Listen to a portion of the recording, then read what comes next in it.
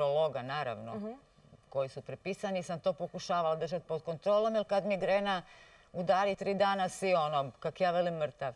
To Nada najbolje zna, pretpostavljam, što znači trpiti stalnu bol. Nije bilo samo 3 dana, nego... Dobro, to je bio recimo meni tako po 3 dana. Nakon akupunkture, kako sad to? Ne, sad ovako. Onda sam se javila u centar za bol kod neurologa. Na kontrolu, na pregled. Primila me doktorica Zavoreo, razgovarale smo, prepisala mi je određenu vrstu lijeka koje bi moglo uzimati prije napada. Znači, kad osjetim da dolazi napad, da uzmem lijek. Međutim, to nekad funkcionira, nekad ne i krenuli smo na akupunkturu kod doktorice iste. Ja recimo idem kod nje već 3 godine, godišnje po 3 puta po 10 dana. I učestalost napada? Učestalost tih napada migrene se recimo smanjila. Nije svaki mjesec, nego je možda svaka 3 mjeseca. Nisu bolovi trodnevni, nego je možda 1 dan, pa su... Jesu boli manje intenzivne? Manje intenzivne, ali mi se dogodila jedna stvar u 9. mjesecu, jer sam bila na akupunkturi recimo u 6. a u 9. mjesecu me je pokosila da sam 2 dana kod njih na hitno završila.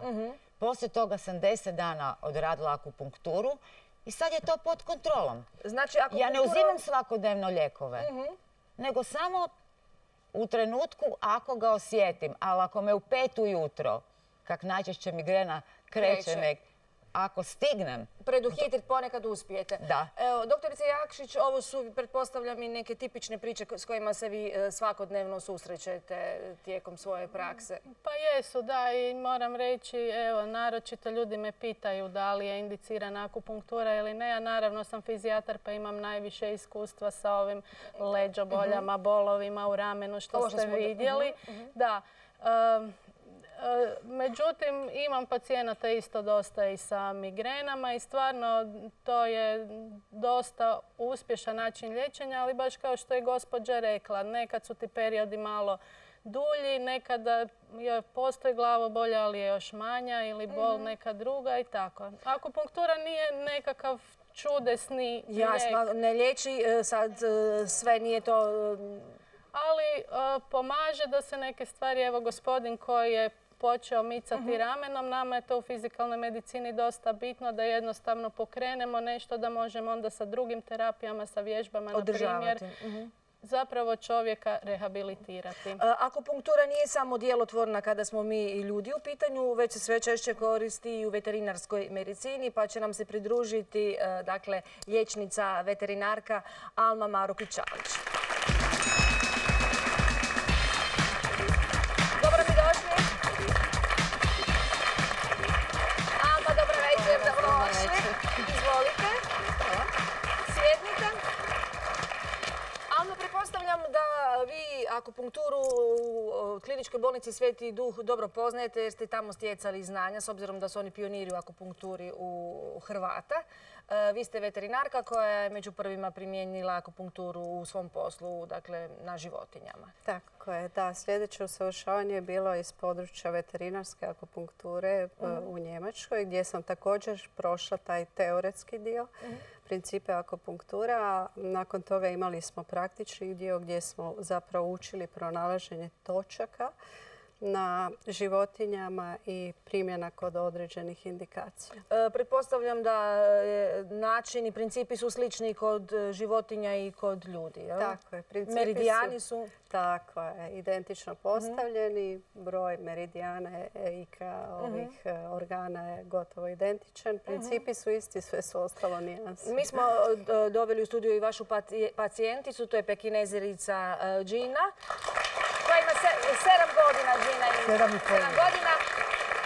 Gospodin Željko Krašić je vlasnik i njegovatelj Gine. Gina je imala prometnu nezgodu, Željko, jel? Da, to se desilo 3.12. kako su počeli rano pucati ove godine sa petardama. Petardu je neko bacio... A mi smo baš upozoravali da to ne rade. Nisu gledali 8. kat. I da.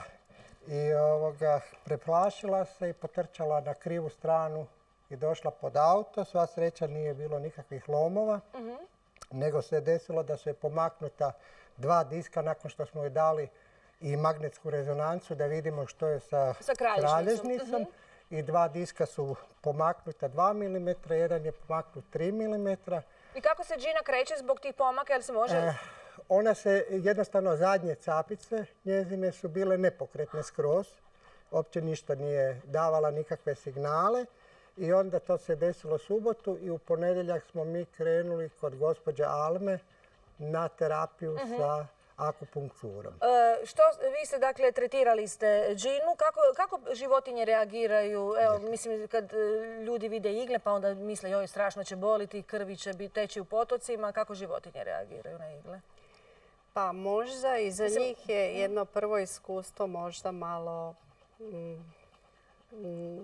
mala nesigurnost, ali već kad se uspostavi taj jedan kontakt, već od drugog tretmana životinje potpuno spontano se ponašaju. Mnoge životinje meni zapravo spavaju za vrijeme tretmana. Ne bi vjerovali i hrču. Kod vas, doktorice Jakšić? Da. Doista, jer uz analgeziju šta, potičete i na neki način točke za sedaciju?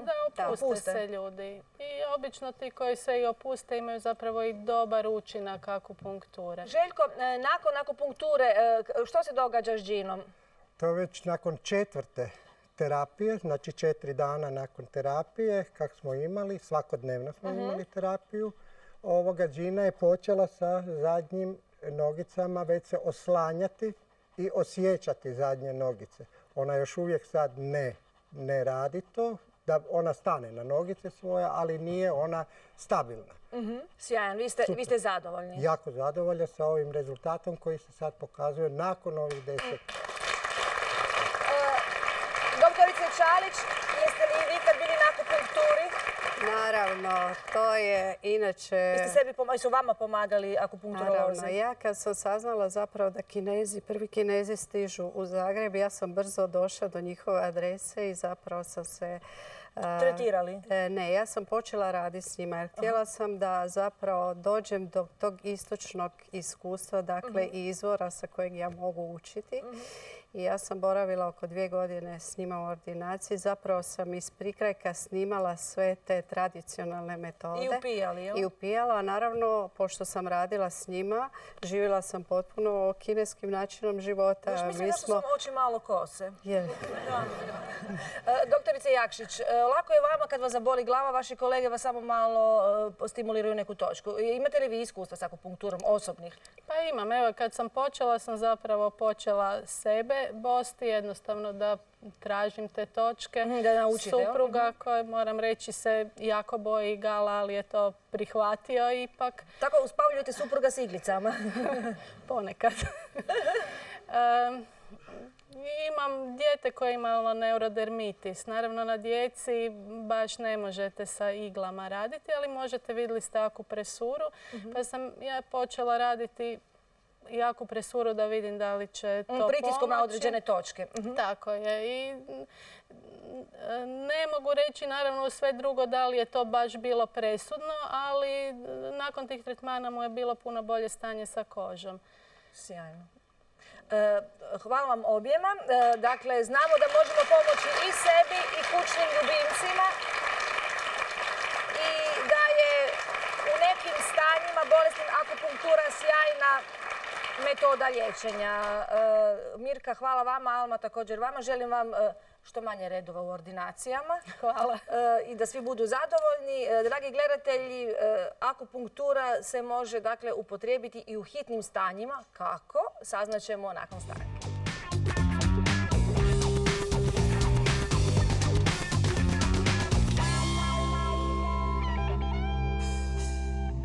Liječnik hitne medicine hitnim postupkom stiže na 8. kat, Mario Franolić. Doktore Franoliću, dobro vam večer. Dobro večer. Pozdrav, izvolite. Doktore Franoliću, vi ste specijalist urgentne medicine, hiperbarične i podvodne medicine. Isuse, vi ste i Žak Kusto i svašta nešto. Radili ste u hitnoj i zadnjih godina radite u Puli u barokomori. Nevjerovatno je da mi svi koji smo laici mislimo da trebaju nekakvi idealni uvjeti za akupunkturu. Čudo izaziva da je akupunktura i u hitnim stanjima primjenjiva i učinkovita. Kad ste radili kao liječnik hitne medicine, u kojim specifičnim trenucima vam je akupunktura bila dodatno sredstvo pomoći? Prije nekoliko godina je Svjetska zdravstvena organizacija akupunkturu stavila na prvo mjesto primjenjivosti. Dakle, ne po svim učinkovitostima, ali na prvo mjesto primjenjivosti upravo zbog toga što je primjenjiva svugdje. To je jeftina metoda koja se, vidjeli ste sami do sada, na razne načine može primijeniti vrlo učinkovito, bez obzira da li se radi o nekim katastrofalnim učincima na ulici, u autobusu, u avionu i tako dalje. Kada ste vi, znam da su vašu pomoć tražili u avionu tijekom nekih putovanja, u civilu. Pa istina, zapravo to je dosta bila simpatična i bizarna situacija. Vraćali smo se iz Kine. Jedno vrijeme sam radio kao asistent profesor Tokijskog sveučilišta za mir i jednog njihovog instituta za akupunkturu. I vodio sam određenu skupinu liječnika u Kinu i na povratku odatle pozlilo jednom putniku i tada se iznad njega našlo gomila doktora. Najgore što vam se može dogoditi jeste da se nađe 20 doktora njihovih glava iznad nekoga kome nije dobro i da svako ima svoju dijagnozu, da svako ima nekakav svoj prijedlog i tako dalje. I onda smo nas dvojica preuzeli inicijativu i riješili smo problem. Inače je trebalo da se avion prinudno spusti na najbliži aerodrom. Međutim, riješili smo problem, stabilizirali pacijenticu i normalno smo sretni. Akupunkturom. Imali ste iglice ili ste akupresuru koristili? Akupunkturom. Imali smo iglice, imali smo elektrostimulatore, stabilizirali smo stanje, radilo se o jednom kolapsu koji je bio vaskularnog porijekla i pacijentica je stabilizirana i bez ikakvih problema smo došli. Kad vas zovu u hitnu medicinsku pomoć, kad zovu i kad dođete, su pacijenti možda iznenađeni kad vi uz sve ono što liječnici imaju stetoskope izvadite i svoj set iglica? Pacijenti nisu iznenađeni ničim jer pacijentima koji treba pružiti hitnu pomoć definitivno ništa nije bitno nego da im bude bolje. Ni ne primjećuju nikakve stvari, više je u pitanju obitelj. U kojim stanjima ste recimo mogli ponuditi pomoć, odnosno ukoristiti? Prvo bih rekao, u situacijama hitnim, liječnik koji dođe, pogotovo službeno kada dođe sa hitnom pomoći, ne može početi s akupunkturom. Postoje nekakve procedure, nekakvi algoritmi, protokoli koje morate slijediti, ali ako to ne pomogne i kada to ne da adekvatne rezultate, ja sam onda redovito primjenjivao i akupunkturu i u nekim situacijama se to pokazalo kao ključno za oporavak pacijenta. Sjećam se jednog pacijenta na Hvaru, Barbatonko, koji je imao vrlo težak astmatički napada i gdje smo dali sve što smo mogli od lijekova, više nismo smjeli dati. Čovjek se gušio gotovo? Gušio se i to se zove astmatički status, gdje je on praktično bio pred krajem, u predvorju smrti. Nismo više mogli dati ništa od lijekova jer bi ga predozirali, jer bi došli u drugi problem sa lijekovima. I ja sam tada je to bilo, to je 89. godina, to je bilo još uvijek dosta neobično i nisu ljudi baš bili svjesni, a pogotovo ne u stručnim krugovima. Nije bilo lako tada primijeniti akupunkturu, međutim čovjek je prodisao odmah i stabilizirao se i nije ga trebalo transportirati uopće u Split, nego smo riješili problem tamo u Starom gradu. A u principu relativno jeftino, i sami ste rekli, vrlo je praktično, možete prenijeti svuda i set ste donijeli ovdje da vidim što imate. Pa ja ću vam, iglice već imate, znači sa nekoliko igala, sa elektrostimulatorom i sa jednim malim štapićem koji služi i u dijagnostičke i u terapijske svrhe se može napraviti masu toga. Znači to je nekakva osnovni alat s kojim mogu i koji imam uvijek u sebe, gdje god išao, gdje god putovao na bilo koji kraj svijeta. Ja sam inače i ekspedicioni liječnik, pa sam imao prilike raditi i na vrlo egzotičnim mjestima. Sa ovim uvijek mogu uraditi jako puno. Puno više nego da nemam ništa sa sobom. Naravno. Jasno, a opet ne morate hrpu tekli, znam da ste bili i na Andama i na Himalaji, no spomenuli ste i dijagnostiku. Postoje specifičan način dijagnosticiranja u akupunkturi putem opipavanja pulsa, jel? Pa ovako, dijagnostika u akupunkturi je tradicionalna i ja bih rekao ne može se baš raditi akupunktura samo na osnovu zapadnjačke dijagnoze. Dijagnoza u zapadnoj medicini, školskoj medicini je, hajdemo reći, posljedica bolesti. Bolest počinje puno prije na nekakvim drugim mjestima. I akupunktura nam pomaže da zapravo shvatimo koja su ta druga mjesta i što je uzrok bolesti i gdje ćemo naime dijagnostiku akupunkturu. Dok simptomi još nisu tako jasni i vidljivi. Tako. Ja sam imao sreću da sam zapravo istodobno studirao medicinu i učio akupunkturu od 78. godine nadalje.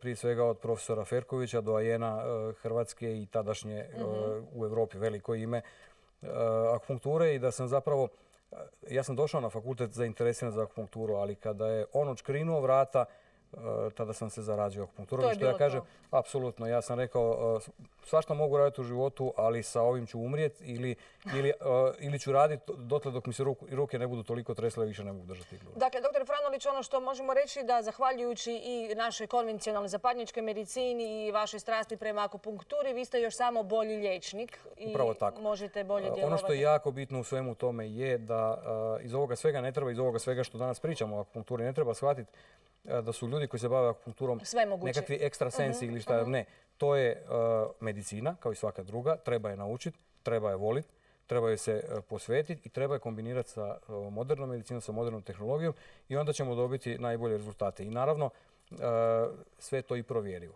i sve to treba raditi tako da zajedno sa svojim kolegama drugim ili u svojoj svakodnevnoj praksi, miješajući više vrsta pristupa, da pacijentu dam najviše što je moguće i da mu omogućim